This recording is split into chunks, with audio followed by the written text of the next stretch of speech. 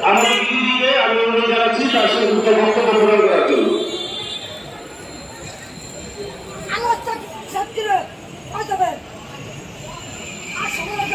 প্রিয় দেশবাসী এবং এখানে উপস্থিত যে বিভিন্ন স্থান থেকে আগত ভাই বোনেরা এবং মিডিয়া যারা আছেন প্রতিনিধি, সবার প্রতি প্রীতি এবং শুভেচ্ছা জানাই। আজকে আমরা এখানে কাঁদতে আসিনি, আমরা এসেছি বিচারের আশায়।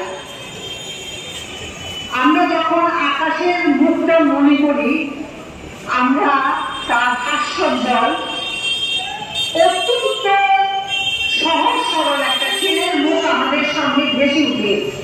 শুধু এই স্মৃতিতে নির্ভর করে, এই ভালোবাসার আকর্ষণে আমাদের মধ্যে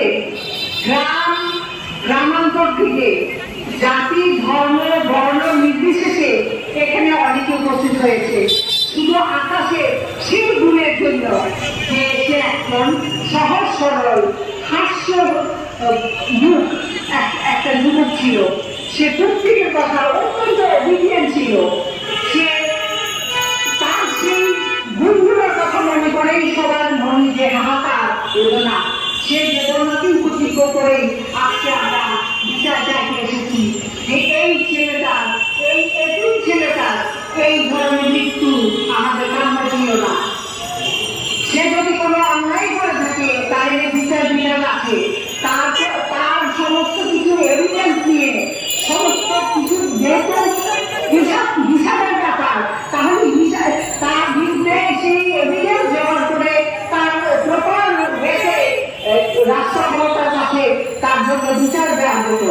কিন্তু তাকে এইভাবে এতভাবে হেনস্থা করে তার সর্বস্ব কেড়ে নিয়ে তাকে শারীরিক মানসিক নির্যাতন এমনভাবে করেছে, সে তার শেষ চিরকুটে লেখে গেছে যে হয়তো একদিন বিচার যখন সুষ্ঠু বিচার হবে তখন দেখা যাবে যে আমি নির্দোষ ছিলাম।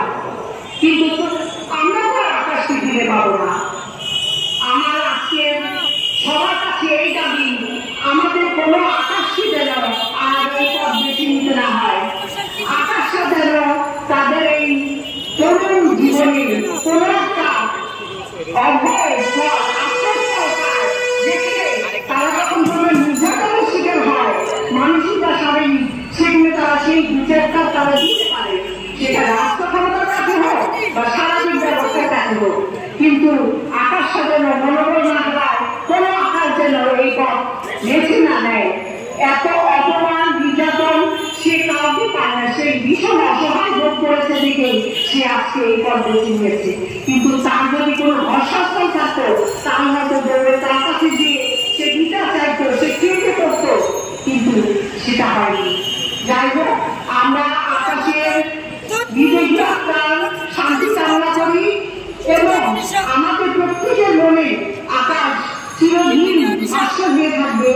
তবে আমাদের মনটা তখনই শান্ত হবে যখন